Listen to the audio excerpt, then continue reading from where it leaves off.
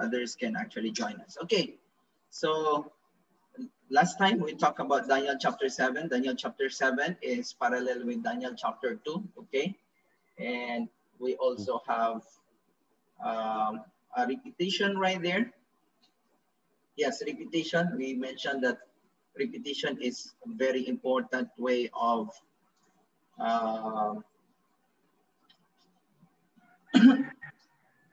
learning, basically. Okay, and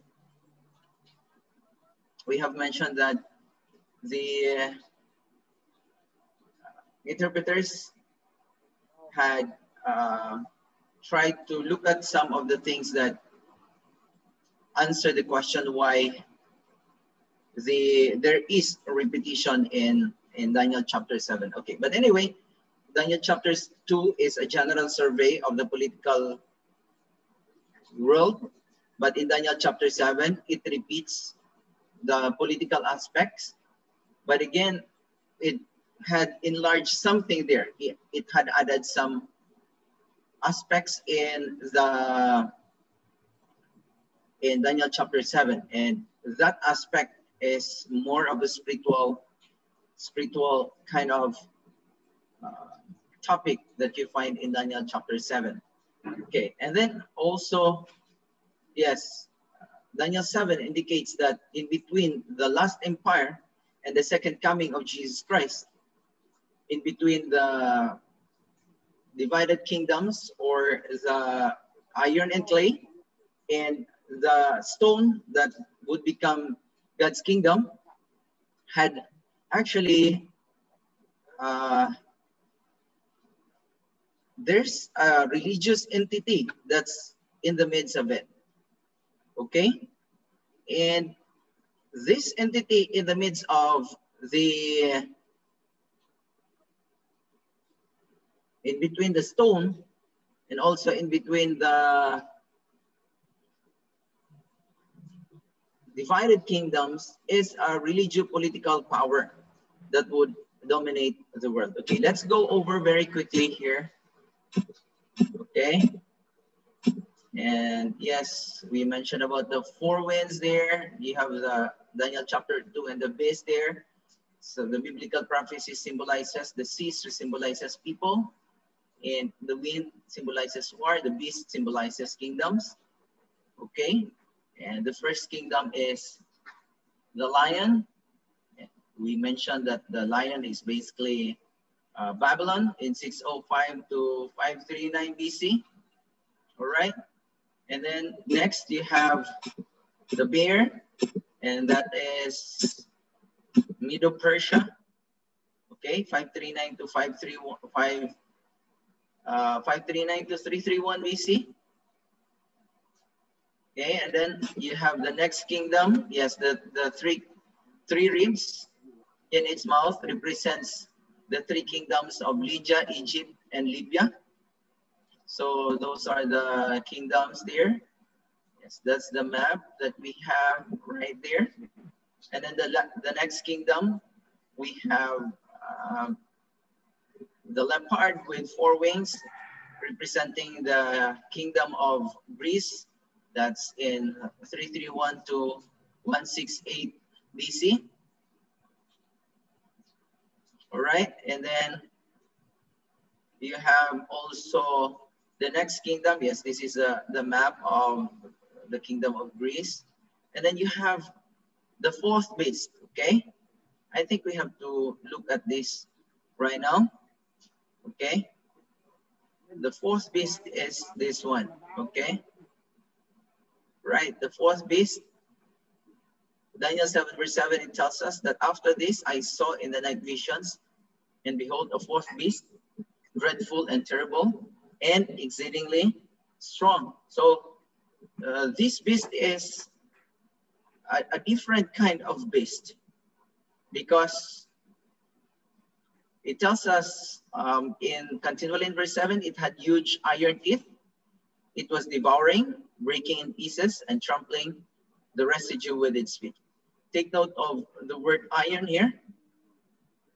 The iron basically tells us this is parallel with with the iron, the legs of iron in Daniel chapter 2. And it was different from all the beasts that were before it. And it had 10 horns. So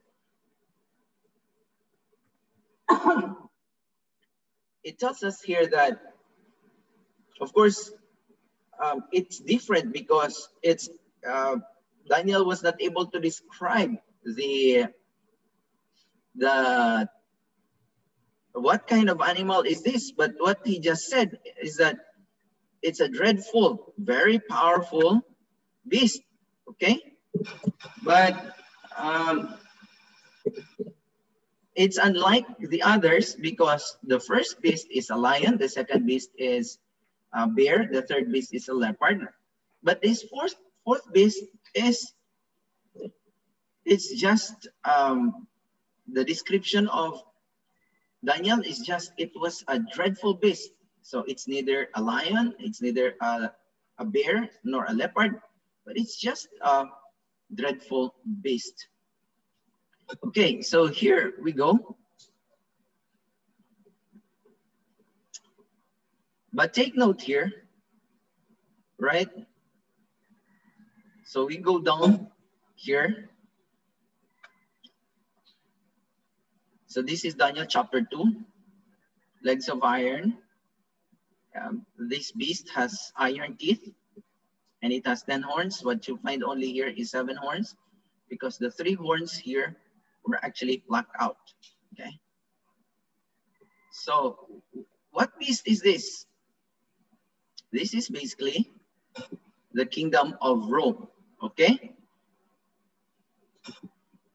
This is the kingdom of Rome that started in 168 BC and in AD 476. All right. So we're just giving you an overview of what's actually happening right here. And right. But what's interesting with this is that it had 10 horns. So Daniel 7 verse 24 tells us that the 10 horns are 10 kings who shall arise from this kingdom. So basically, the 10 horns represents the 10 kingdoms. Okay, but before we go to that, it tells us also that, okay, so you have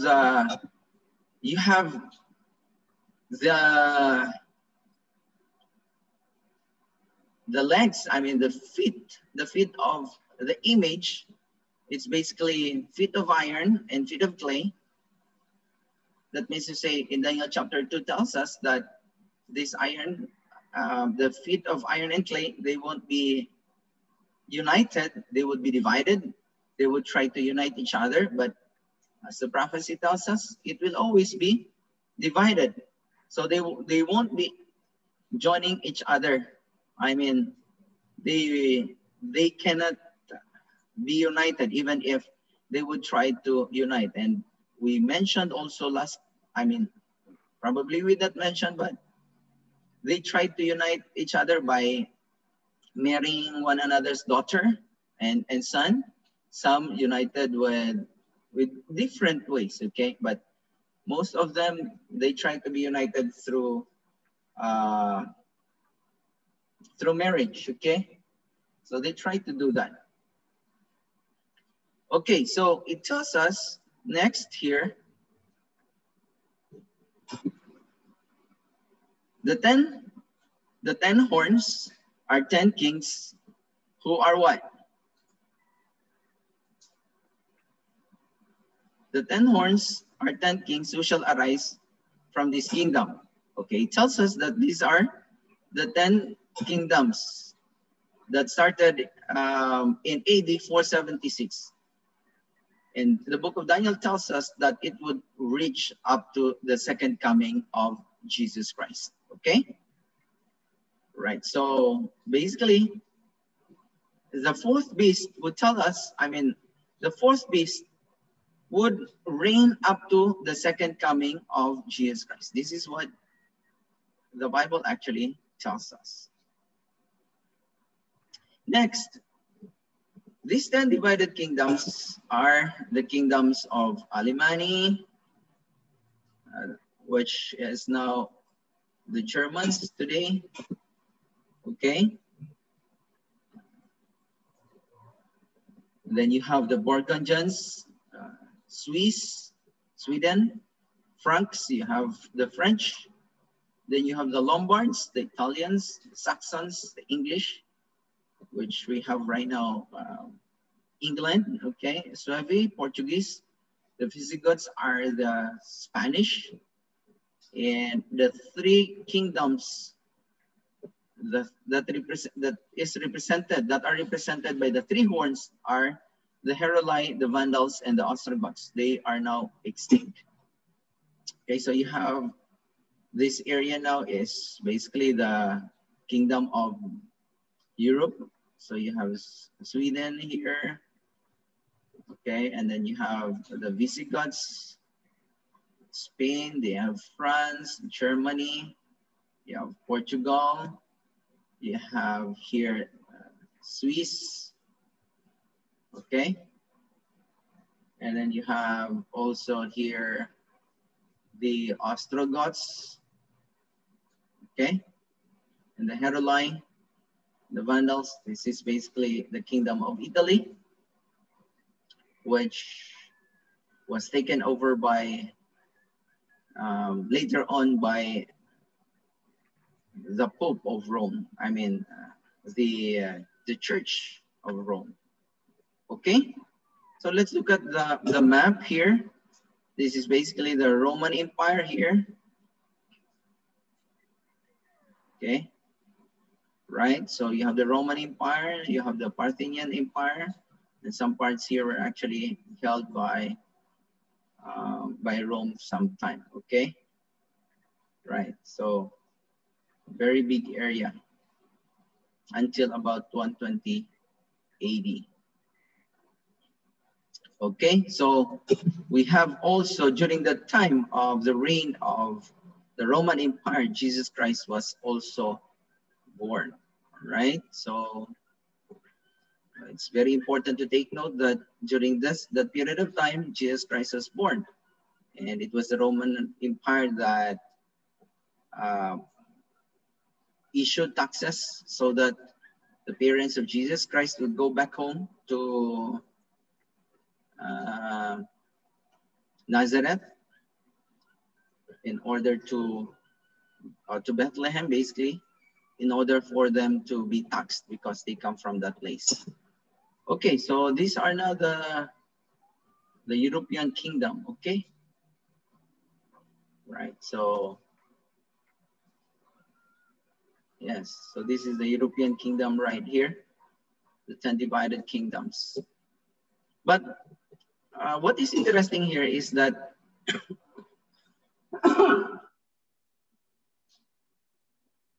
excuse me, in Daniel 7:8, it tells us that Daniel was considering the horns, but while he was trying to analyze what was the meaning of the horns, there was actually another horn that came out, okay? It tells us that there was another horn, a little one, coming up among them, before whom 3 of the first horns were plucked out. And these horns were plucked out. Not only, they were not just cut, but they were plucked out by the roots. In other words, they were really totally removed so that they won't be able to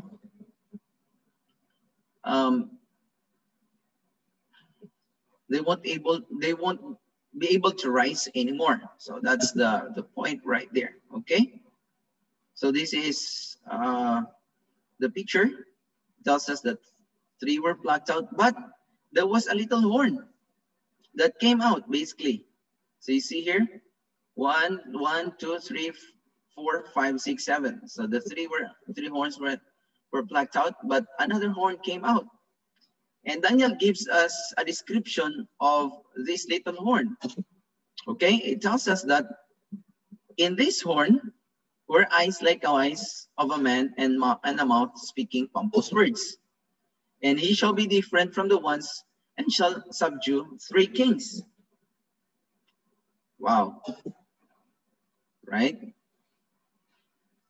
This is actually a picture, a symbol of Rome, the arena of Rome, right there.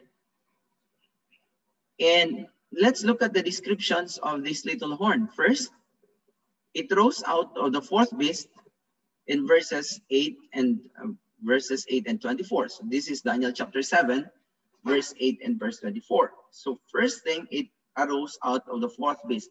What does that mean? It means to say that this kingdom is part of the 4th beast. And what is this 4th beast? This is actually the kingdom of Rome.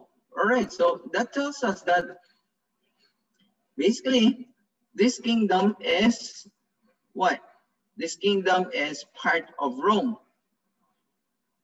Okay, and that one else. Okay, right. Let me just move that to the other side here. Okay, so it tells us there that this little horn is part of the kingdom of Rome. And those 10 horns basically were part or are part of the kingdom of Rome. Take note that Rome is still existing today. Okay? And then the second description, it tells us that it appeared after 10 other horns. That's in verse 24. So basically, this little horn came after the 10 divided kingdoms, right? So it came out later. Now, the third description here is that it was little when first sinned, but became greater than its fellows, in verses 8 and 20. In other words, it began in a very small way, okay? So it was not great at the beginning. It was just very, very small at the beginning. However, even in its smallness, it became very great. And it tells us that it became greater than its fellows. The next thing that we find here is that it was to put down 3 kings, so that as it arose, 3 of the first horns were plucked up by the roots, verses 8 and 24. So we have mentioned already a while ago that those 3 horns were plucked out by the roots. That tells us that it won't grow anymore. Right, so this is what happened. So this little horn actually destroyed those 3 kingdoms that we had mentioned a while ago: the Heruli, the Vandals, and the Ostrogoths. Okay, and then the next thing here that we find is that it had great eyes. Okay, it had eyes like the eyes of a man. Okay, and a mouth speaking great things. And it spoke words against the Most High, verses 8 and 28. Okay, so what does the eyes like the eyes of a man mean? In other words, this little horn has insight. It's actually intelligent. So when it moves or before it does anything, he thinks about it and he make everything into action, okay, after he had thought about it. The second thing here is that it had a mouth speaking great things. See, mouth is actually the symbol of words basically here. So it tells us that he was speaking great things. What does speaking great things mean? It means that he would be speaking blasphemy. What is blasphemy? It's claiming that he is God, or claiming that he is in place of God. So that's what we call blasphemy. Right? So basically when Jesus Christ was here on earth, he was accused of blasphemy. How? Because Jesus Christ, number one, claimed that he's the Son of God. Second, he claimed that he can forgive sins. Okay, so this little horn tells us that he is also a man who can forgive sins, basically. And he's also saying that he is in place of God. And what else? And it spoke words against the Most High. Okay, the first line here, you have a mouth speaking great things, and it spoke words against the Most High are basically almost parallel. Okay, so but spoke words against the Most High tells us that he considers himself as God. So that's the thing there.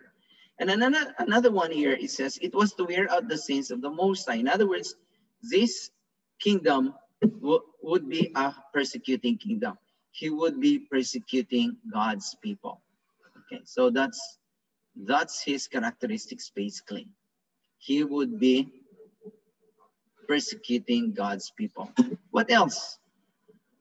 What else do we have here? It says, it was to think, to change times and the law.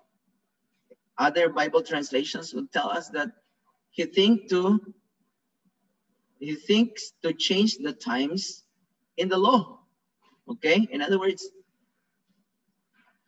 he would be changing the appointed time in the law. Now the question is, what is the appointed time in the law that you find there? When we talk about the law, we are talking about the 10 Commandments. Which part of the 10 Commandments has that has time right there? We all know that of the 10 Commandments, there's only one law that has time right in there, and that is the 4th commandment. That is the Sabbath, basically. So, of course, the Sabbath tells us that there is a time. Sabbath, the 4th commandment will tell us that the Sabbath is the 7th day of the week. But take note, this little horn would eventually think to change the times of the law, all right? So he would change the day of the Sabbath into another day. And we all know that, we all know that basically there was a change in the Sabbath. Okay, and another one here, it was allotted special powers for a time, 2 times, and half a time. So this is the time period that he would be reigning here on earth. Time means, okay, let me see, yes. Let's see if we can find it here later. Right. So time means is equal to 1 year. 2 times means equal to 2 years, and half a time would mean one half year. So where did Daniel got the word time? If you can remember, in Daniel chapter, where is that? Daniel chapter 5, where Nebuchadnezzar became insane. Is that in Daniel chapter 5? Yes. Oh, no, Daniel chapter 4, basically. Chapter 4.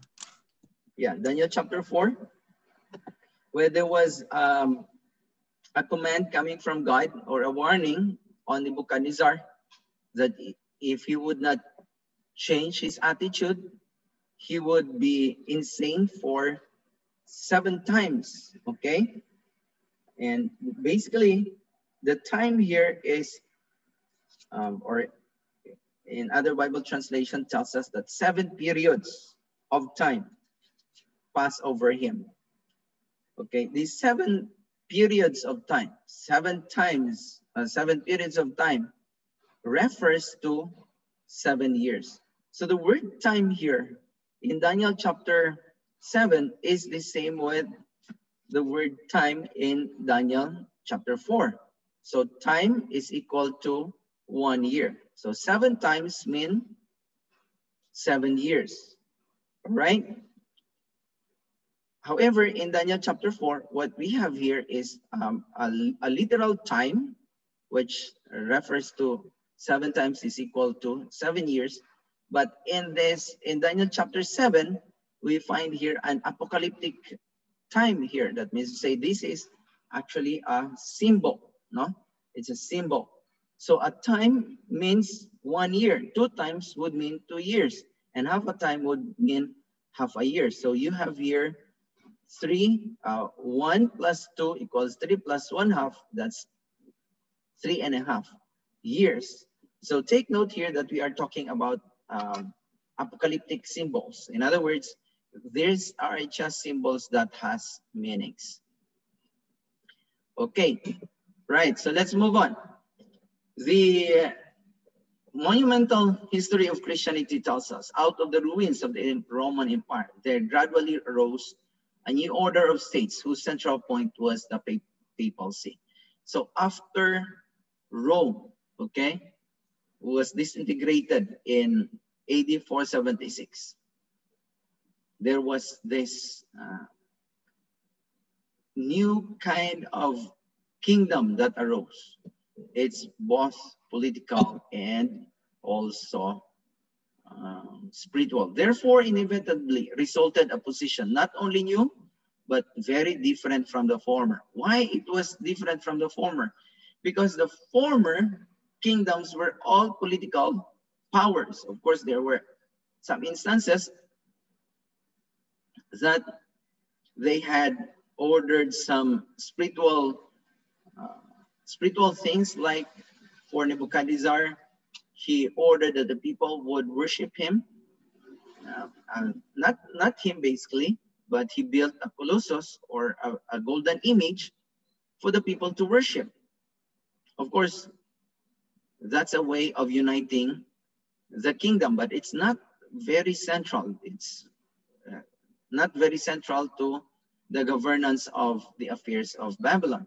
Of course, Medo-Persia tried one time to make a decree of worshiping only the king and no one else in 30 days. But of course, that decree was just very temporary, because the purpose of that decree was to destroy Daniel, basically.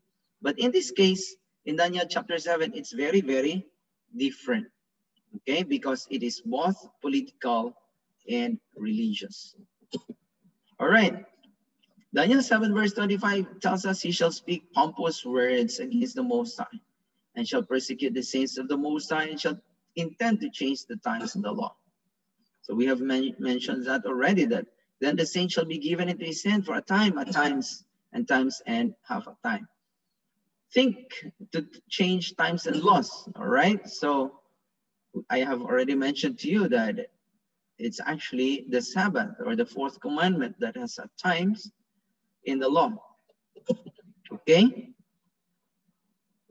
Right, so Acts 20 verse 28 tells us, therefore take heed to yourselves and all the flock, among which the Holy Spirit has made you overseers to shepherd the church of God.